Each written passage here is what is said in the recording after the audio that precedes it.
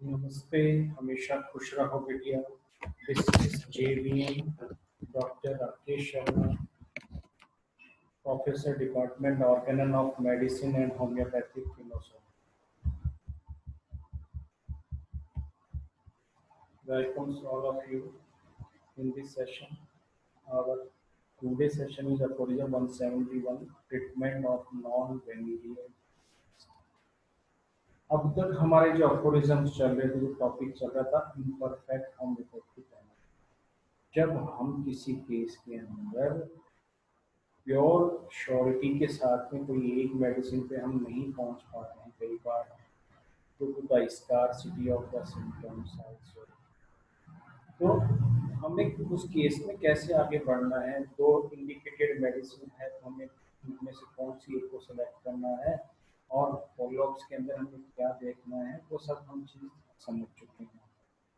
अब doctor Hahnemann हमें 171 aphorism में ये कहना चाहते हैं कि जो भी डिजीजेस ओरिजिनेट होती है सॉरिक मियाजम से, जिनको हम बोलते हैं नॉन वेनेरियल क्रॉनिक डिजीज, तो इनको ठीक करने के लिए हमें कई तरह की एंटी सॉरिक मेडिसिन देने की जरूरत पड़ती है। एक एंटी सॉरिक मेडिसिन से ठीक होने के चांसेस कम होते हैं, अधिकतर केसेस में हमें कई सारी एंटीसोरिक मेडिसिन देनी पड़ती है।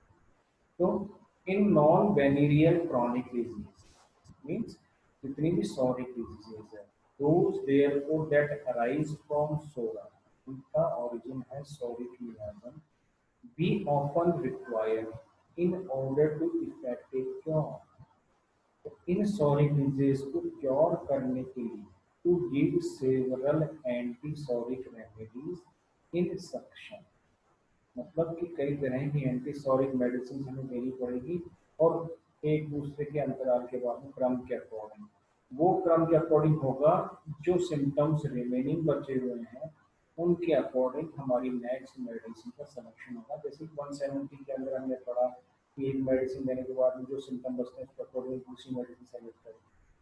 तो यहाँ पे हम बात करें डिफरेंस सिर्फ यहाँ पे सॉरी डिजीज की है, जो उसके पीछे सॉरी नहीं आता, तो एंटी सॉरी मेडिसिन के अंदर हमारी अप्रोच यही रहेगी। With the group of symptoms remaining chosen in consonance with the group of symptoms remaining after completion of the action of the previous remedy, मतलब कि previous remedy ने क्या क्या चीजें ठीक कर दी, क्या क्या symptoms रिमूव हो गए, अब कौन कौन से symptoms बचे हुए हैं उनको इसमें देखना होगा।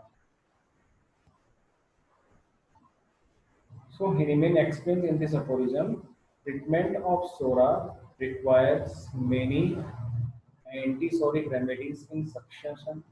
Selection of antisoric remedies on the basis of remaining group of symptoms after completion of the action of the previous remedy. So this is our 171 aphorism, जिसके अंदर हमने समझ लिया अच्छी तरह कि जब हम इम्परफेक्ट मेडिसिन या प्रॉपर एप्रोप्रिएट मेडिसिन सेलेक्ट नहीं हो पाती कई बार केस में, तो हमें कैसे उस केस में आगे बढ़ना है।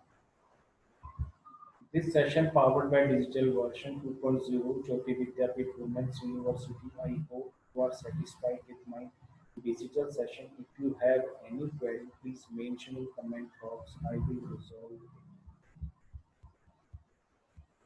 Thank you.